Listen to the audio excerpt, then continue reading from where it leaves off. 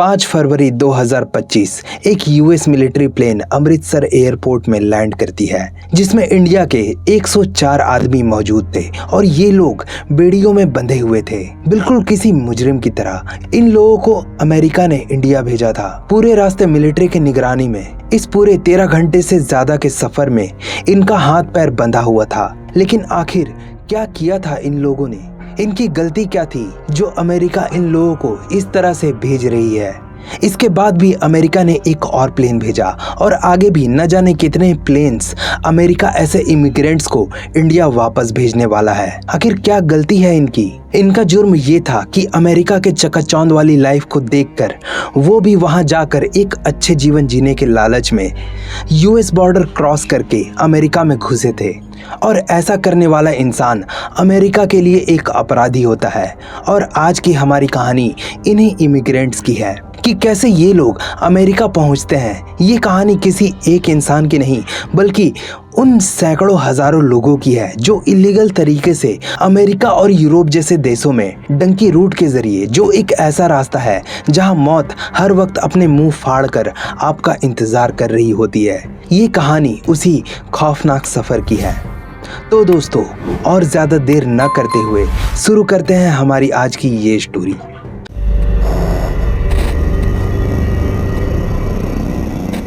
हरियाणा में रहने वाला एक पंजाबी फैमिली का लड़का हरजीत सिंह, उसकी उम्र सिर्फ 19 साल की थी। उसने अभी दुनिया भी ठीक से नहीं देखी थी, पर उसके पिता जो उसके फ्यूचर को लेकर बहुत उम्मीदें रखे हुए थे।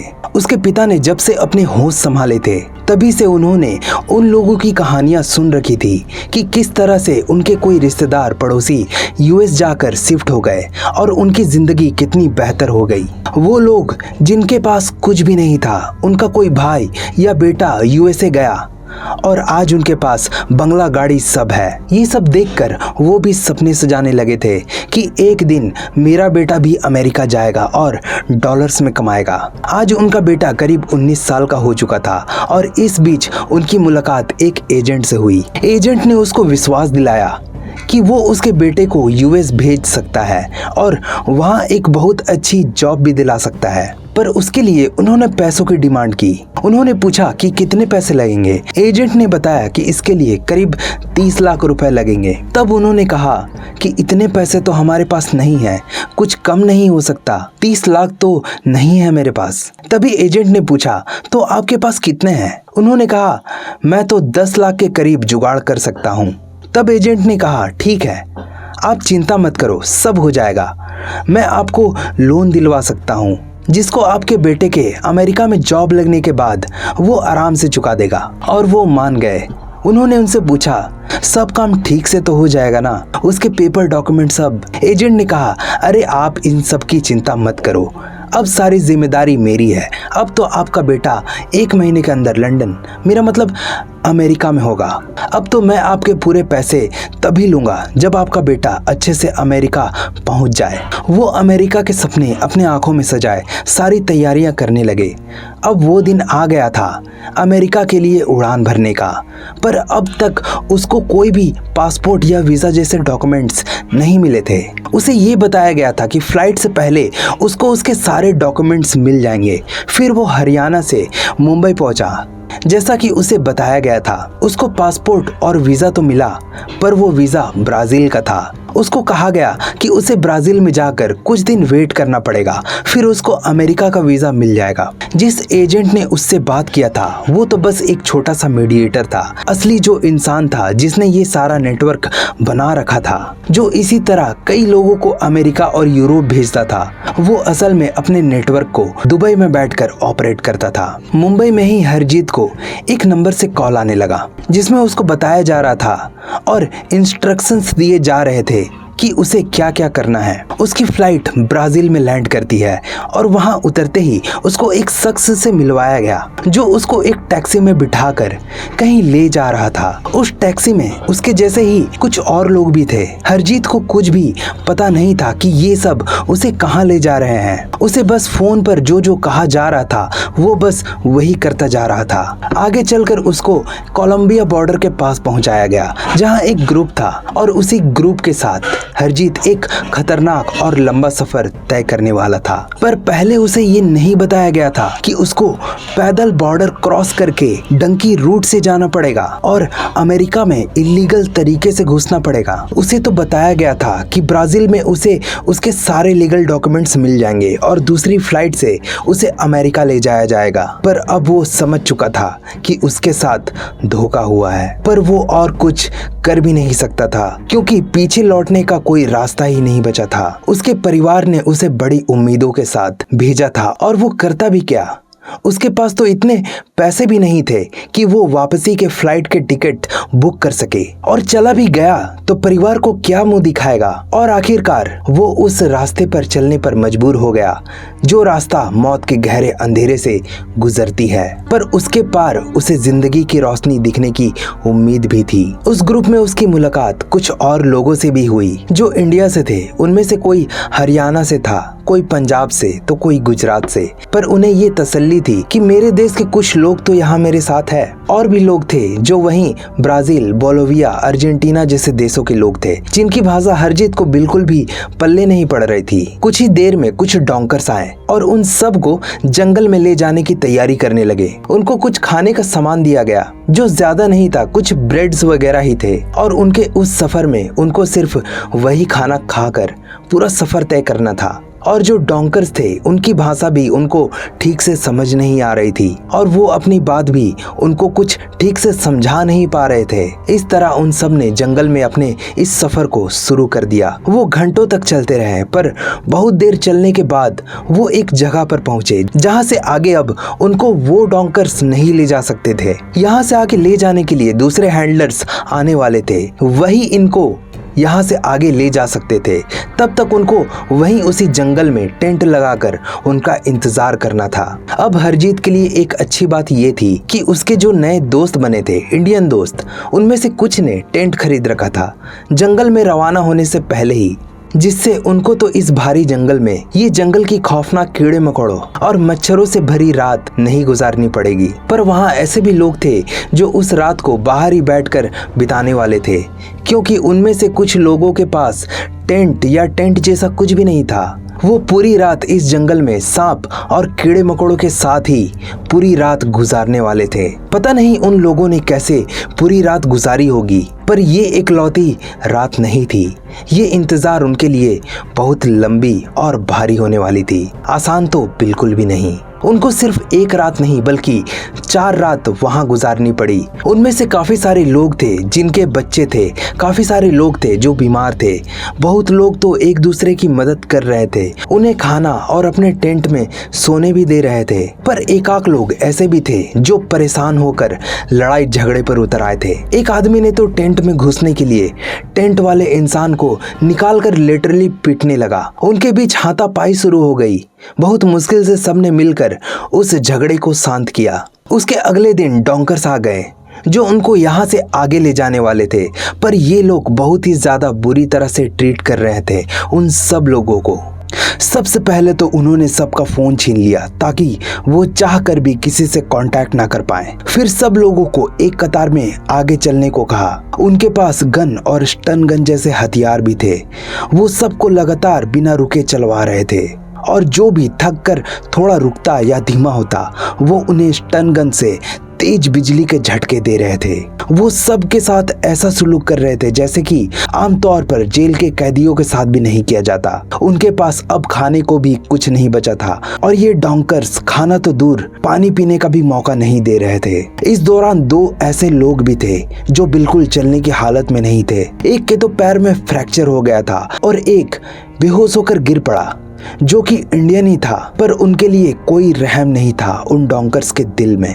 उनको बस जल्दी से जल्दी उस रास्ते को पार करने की पड़ी थी। उन्होंने उन दोनों लोगों को वहीं उसी तरह मरने को छोड़ दिया और सबको लेकर आगे निकल गए। अब उस जंगल में अकेले उन दोनों के साथ क्या होगा ये तो कोई भी नहीं जानता, लेकिन इतना तो पक्का है कि उनके जिंदा बचने की संभावना बहुत ही कम है, लगभग ना के बराबर। इधर इन लोगों के साथ ये सब टॉर्चर हो रहा था। उधर इंडिया में उन लोगों के घर एजेंट भेजे जा रहे थे उनके परिवारों से पैसे वसूलने के लिए। वो हरजीत के परिवार वालों को जाकर बोलने लगे कि उनको उसके अमेरिका पहुंचने से पहले उनके सारे किस्त भरने पड़ेंगे, नहीं तो उनका बेटा जो वहां डंकी लगा रहा था उसको आगे बढ़ने नहीं दिया जाएगा, उसको वो वहीं रोक देंगे।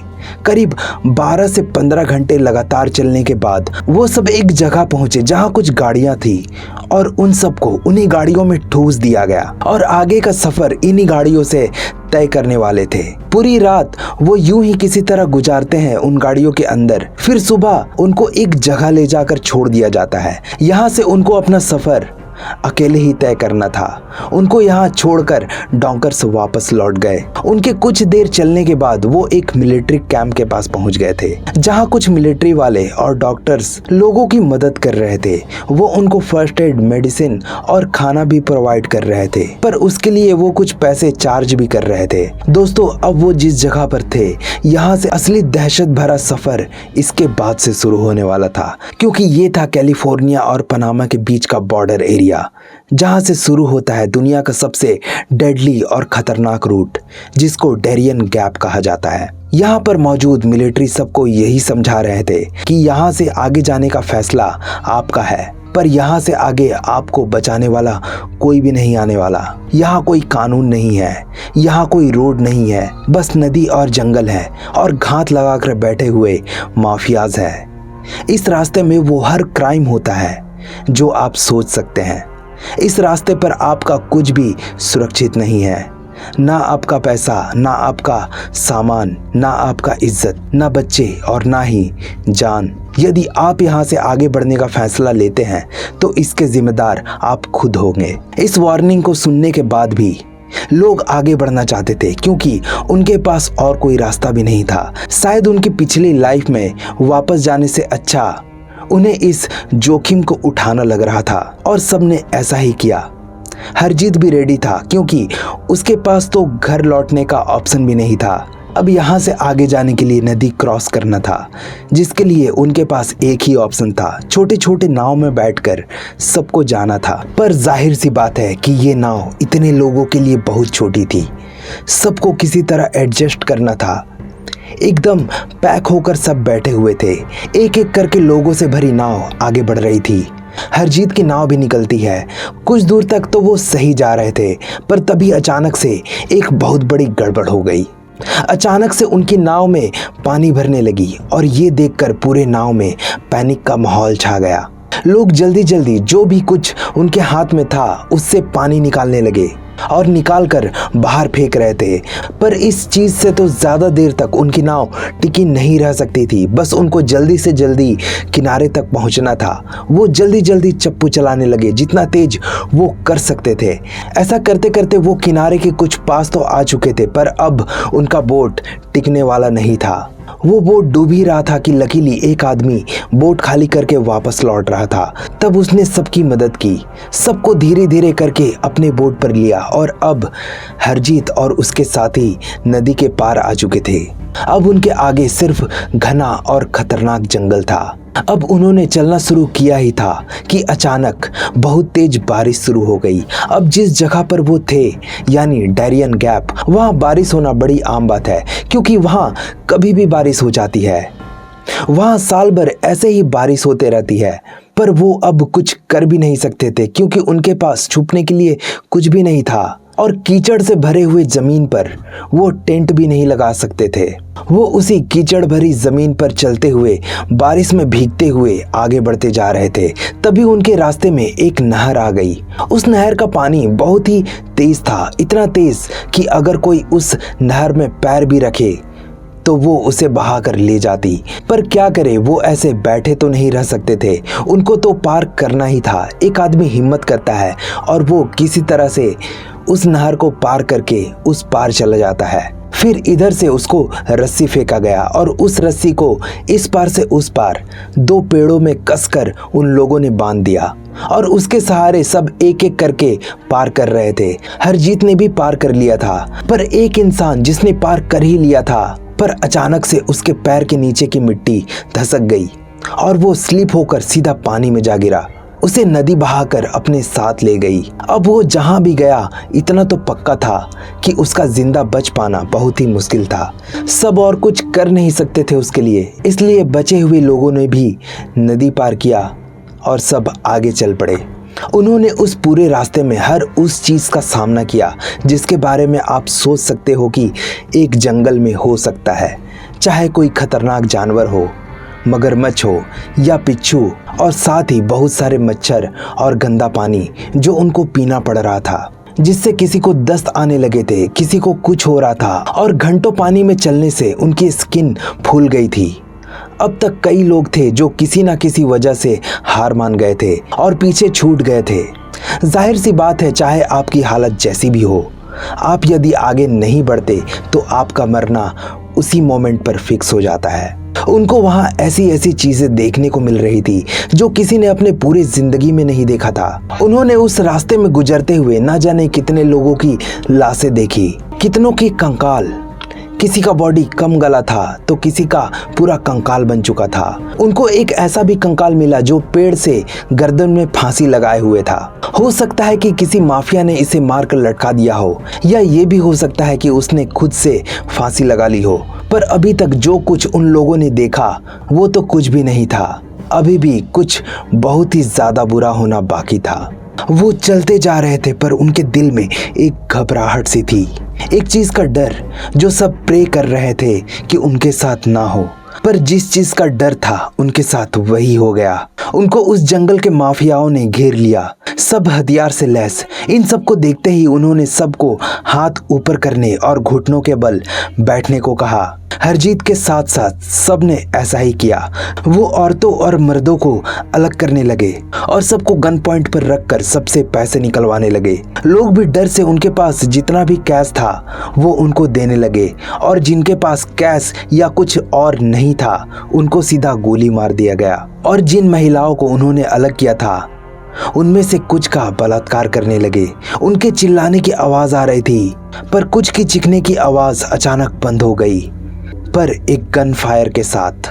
ये हॉरिफाइंग सीन अगले कई घंटों तक यूं ही चलता रहा। और जब उन माफियाओं को लगा कि अब उनको इन सब से और कुछ नहीं मिल सकता, जो लोग अभी भी जिंदा थे ये सब झेलने के बाद भी, ये तो जाहिर सी बात है कि ये ट्रॉमा वो जिंदगी भर नहीं भूलने वाले थे।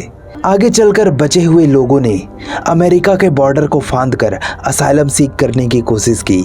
असाइलम सीख करने का मतलब है कि आप किसी देश में इल्लीगली घुसकर ये बोलते हो कि आपको आपके देश में खतरा है, इसलिए प्लीज आप इस देश में हमें रहने की इजाजत दे दो। पर ऐसा सब लोगों के साथ नहीं होता कि सबको असाइलम यानी अमेरिका में पनाह मिल जाए। ज्यादातर लोगों को दोबारा उनके देश में डिपोर्ट कर दिया जाता है। हरजीत भी अब यूएस के डिटेंशन कैंप में था और असाइलम की रिक्वेस्ट कर रहा था, पर उसका बैड लक था कि इतना सब कुछ झेल कर और लाखों रुपए गवा कर भी उसको असाइलम नहीं मिला और उसे वापस इंडिया डिपोर्ट कर दिया गया। दोस्तों, ये कहानी सिर्फ एक इंसान की नहीं है, हरजीत जैसे सैकड़ों हजारों इंसान की है जो अपने देश को छोड़कर इतना खतरा उठाकर एजेंटों के जाल में फंसकर अपनी जान जोखिम में डालकर वो यूएस और यूके जैसे देशों के बॉर्डर को पार करके उनके देश में घुसते हैं।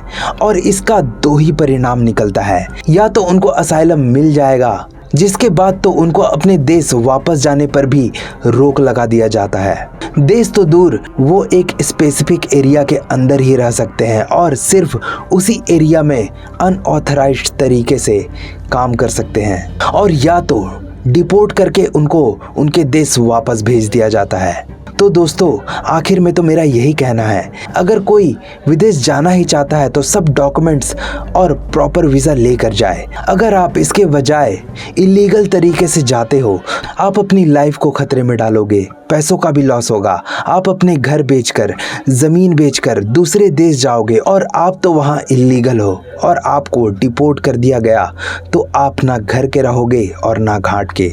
आपका घर भी गया और विदेश जाने का सपना भी।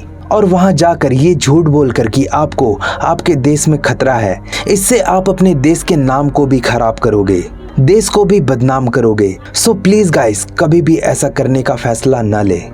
तो दोस्तों, कैसी लगी आपको हमारी आज की ये स्टोरी? अगर आपको ये कहानी पसंद आई और कुछ वैल्यू मिला हो तो कमेंट करके हमें ज़रूर बताएं। साथ ही वीडियो को लाइक करना ना भूलें और इस चैनल को सब्सक्राइब भी कर लें ताकि ऐसी कहानियाँ हम आपके पास लाते रहें। तो हम जल्द ही मिलेंगे हमारी अगली वीडियो पर। तब तक के लिए अपना ख्याल रखें। धन्यवाद।